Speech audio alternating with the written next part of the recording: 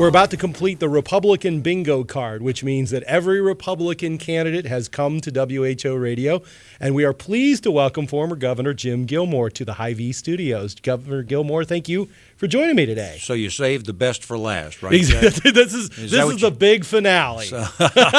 This is as your supporters were tweeting out last night, Gilmania has struck the Hy-Vee studios. And we're going to get into some issues talk, but you and I were just talking before you came on, and you were very upfront with people last night on the debate stage in Iowa that you really haven't been campaigning in Iowa as such. I saw you back at the Freedom Summit last January. But you are still here to talk about your message and why you want to get people to support. So tell me a little bit about your campaigning strategy, what your thoughts are in regard to that, and what would you like to say to the people of Iowa? Well, I do want to get very quickly to the substance of the campaign, sure. Because that's what your listeners, I think, are going to care about when they make a decision. Right. But I do think, Jeff, that it's a nice opportunity for me to say this. I had to make a strategic decision about how to run this campaign. And I just didn't have enough money to compete in both Iowa and in New Hampshire. And it's largely because it costs so much money to compete in Iowa. Because it's a caucus, so it's very organizational. And we assessed it and we said, look, we're going to have to hire 30 people to get out there into the counties, to organize people, to make the phone calls, to be the leadership at the caucuses. And we just can't afford it. We just can't do it. If we did that, then we would not be able to compete in New Hampshire at all. So we made a tough decision. But I think what I'd like your listeners to know is that I was here in 2008 and campaigned. I love the people of this community. I love the people of Iowa, and it was a very, very tough decision. So here's my message. After the debate last night, I've gotten a lot of good support here in Iowa. It kind of took me aback a little bit since I haven't really been campaigning much here except last year. And, this is my message to the people of Iowa. If you want to caucus for a real candidate who can be president of the United States, you got one, and it's me.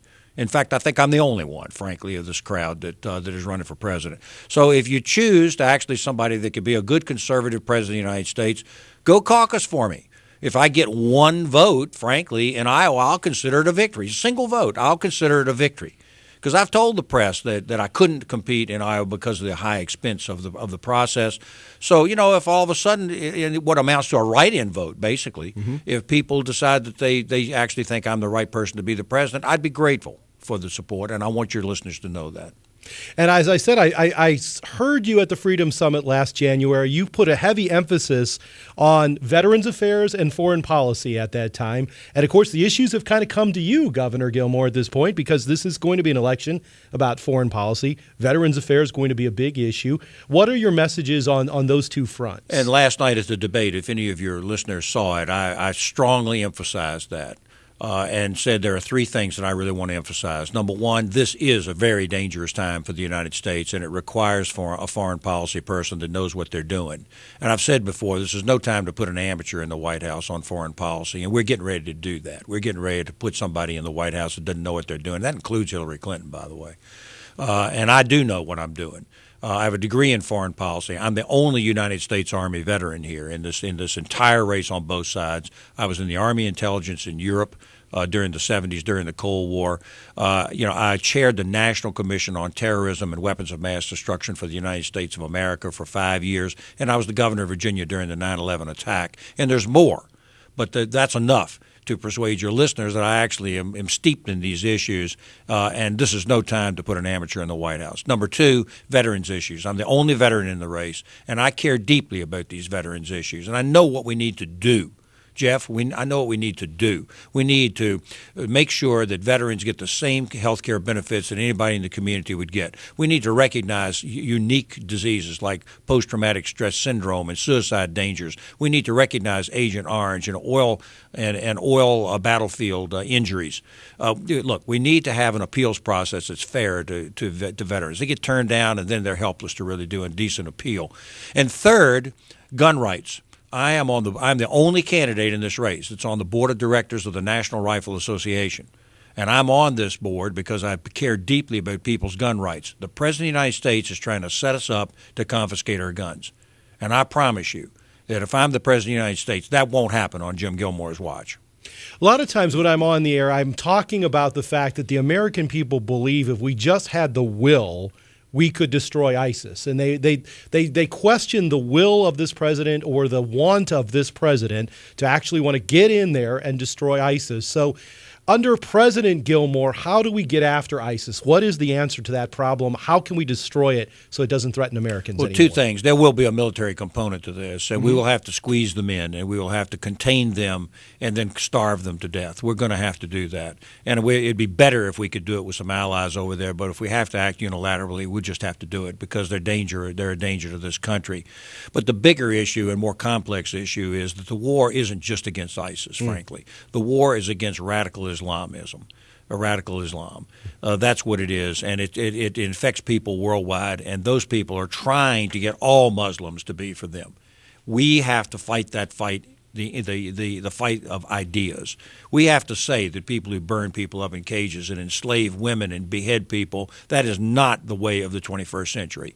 It's the Western values of liberty, freedom, respect for women, free enterprise, democracy. These are the concepts that will dominate in the 21st century with American leadership, and I intend to do that as President of the United States.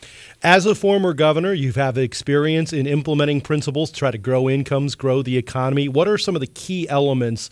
What are some of the key challenges for the next president trying to grow the economy here in America? Great question, because I didn't get to answer that last night. I ran out of time. I was getting ready to answer the economics question when they threw me away and said, "Okay, go to your closing statement."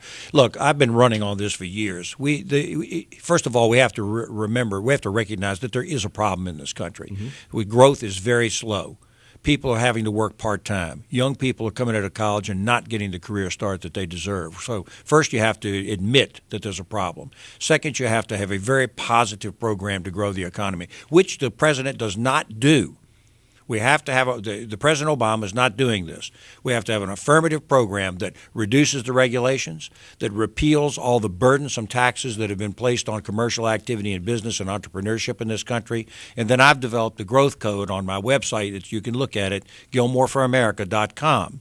And the growth code says that you reform the personal tax structure to 10, 15, and 25%. You charge all commercial activity at the rate of 15%, which would be a big help to commercial activity in this country.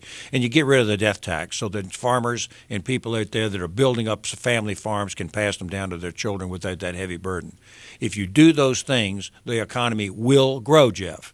But we have to take affirmative action by the President of the United States. We're not seeing it. When I'm President of the United States, my first thing will be besides national defense, will be a commitment to growing this economy and giving Americans the opportunities. One last thing. The enemy here is there's two enemies, which I've said, the foreign enemies, but the domestic enemies as well. And that's the socialist program of the Democratic Party.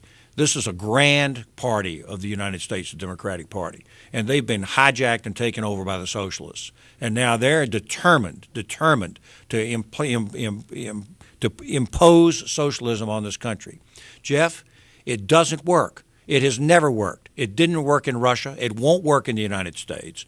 And I resent Clinton and Bernie Sanders, who are out there saying that they want to stand up for the middle class and so on. Their programs are what's hurting the middle class.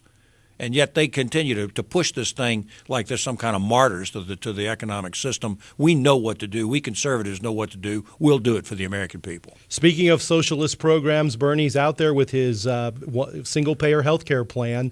What is a conservative solution to the health care concerns that Americans have in this country?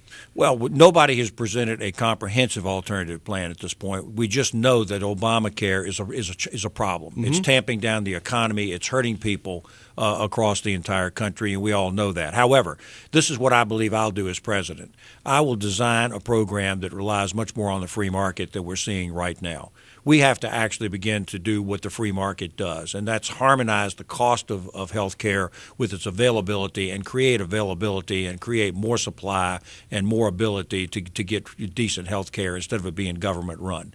Now, I think you can do that by still keeping Medicare and Medicaid, although the expansion of Medicaid is something that I would not have done and do not support, even though it was expanded, for example, in Ohio under Governor Kasich. He did that. And there's some of our Republican candidates have been giving in and caving into Washington and expanding Medicaid. I wouldn't do that, but I wouldn't get rid of it either. I think that you can put forward a comprehensive program that has some government support, but the main health care of the United States of America has to be not government. It has to be free market based. Former Governor Jim Gilmore, former Governor Gilmore, thank you for joining me today and your comprehensive remarks on these topics. Jeff, Appreciate thank it. you very much for the opportunity.